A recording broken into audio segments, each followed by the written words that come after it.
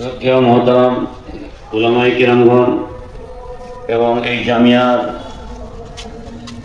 মেম্বারগণ, সদস্যবৃন্দ তথা সমস্ত ছাত্রবৃন্দ এবং বিভিন্ন জায়গা থেকে যে সমস্ত অতিথি মেহমানরা এসেছেন তাদের সকলের প্রতি শ্রদ্ধা জ্ঞাপন করে আমি আমার বক্তব্য সংক্ষিপ্ত আকারে আপনাদের সামনে রাখছি।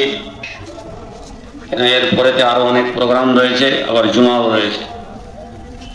এই যে ভারত, আল্লাহর কোরআন বলছে কি अलम नजअलिल अर्दा मिहादा, क्या नहीं बनाया है हमने तुम्हारे लिए इस जमीन को बिछोना। এই জমিনকে কেন্দ্র করে পুরো বিশ্বতে চলছে আতঙ্ক, বোমাবাজি, গুলি, জোর জবরদস্তি, নিপীড়ন। অনুরূপভাবে আজ থেকে 80 বছর পূর্বে ইংরেজ বিনিয়ারা এসেছিল এই ভারতেতে ইস্ট ইন্ডিয়া কোম্পানির নামে ব্যবসার উদ্দেশ্যে ছিল। এই বেনিয়ারা আস্তে আস্তে পুরো ভারতকে গ্রাস করে নেয়, দাসত্বে পরিণত করে ভারতবাসীদেরকে।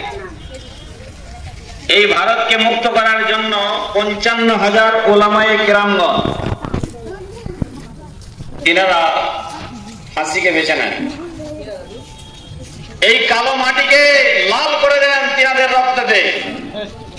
লাহোর, পেশাওয়ার থেকে নিয়ে ঢাকা পর্যন্ত, জিটি রোডের ধারেতে, যশোর পর্যন্ত যতগুলি গাছ ছিল তো ধারেতে, সমস্ত গাছে, প্রতিটি গাছেতে একটি করে আলেমকে ফাঁসি দেওয়া হয়েছে। ভারতের ইন্ডিয়া গেজেটে লেখা আছে 92,000 শহীদদের নাম উল্লেখ করা রয়েছে। তার মধ্যে মুসলমান রয়েছে 61,000 সামথিং। ওই 61,000 সামথিং মুসলমানের মধ্যে ওলামায়ে কিরামগণ হচ্ছেন 55,000। যদি কখনই দিল্লি যান, মেহেরলি বলে একটা কবরস্থান আছে, দেখে নেবেন সেখানেতে সমস্ত আলিমদের কতবা রয়েছে, তাতে লেখা রয়েছে। ওখানে আমি একটা রাত্রি অতিবাহিত করেছিলাম। ওখানে যে সমস্ত ওলামারা শহীদ হয়েছেন, বড় বড় হবে ওলামা, যারা রাতের বেলা তাহাজ্জুদ গুজার, দিনের বেলা রোজা রাখনে ওয়ালা, সে সমস্ত ওলামাদের কবর রয়েছে ওই জায়গায়। এমনি আপনার ভারত স্বাধীন হয়ে যায়নি, এই মুসলিম জাতির রক্তে ভারত স্বাধীন হয়েছে। যেটা আপনাদের আবাও আজদাদ, যারা নিজেদের বিবিদেরকে বিয়ে করেছে, বাচ্চাদেরকে এতিম করেছে, আর নিজেদের গলাকে সামনে দিয়ে দিয়েছে ফাঁসির ফান্দাতে, এই ইংরেজ বেনিয়ার হাত থেকে, বেনিয়ার কবল থেকে মুক্ত করার জন্য নিজেদের জানকে জান মনে করেনি। মাতঙ্গিনী হাজরার নাম রয়েছে, কিন্তু মুসলমানদেরও একটা মেয়ে ছিল, যেটা দুটো ছেলেকে সামনে রেখে বলেছিল যে তোরা আমার বর্ষ থেকে, আমার বতন থেকে যদি তোরা জন্মগ্রহণ করে থাকে, তাহলে ভারতকে স্বাধীন করা পর্যন্ত তার জন্য নিজের জীবনকে উৎসর্গ করতে হয়, তবু তোমরা করবে। সে ছিল আবেদা বানু। তার নাম কিন্তু বেঈমান সরকার ইতিহাসের পাতা থেকে মুছে দিয়েছে।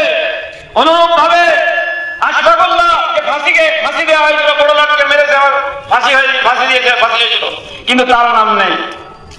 আমাদের সঙ্গে বেঈমানি করা হয়েছে। অনুরূপ ভাবে এই যে আজ আপনার 10 বছর চলছে, মুসলমানদের কবরস্থান, মুসলমানদের মসজিদ, মুসলমানদের আপনার মাজার, বিভিন্ন জায়গাগুলোকে ঘুরিয়ে দেওয়া হচ্ছে।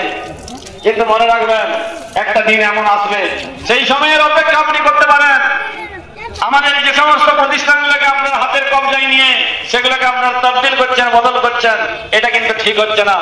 তাই বলতে চাই, সরকার বাহাদুরকে চেতনা নেন আপনার, এর মধ্যে আপনার অনুতপ্ত হন যে জাতি, যে মুসলিম জাতি এই ভারতকে স্বাধীন করেছে, তাদের স্বাধীনতার রক্তের আপনার মূল্য দেন।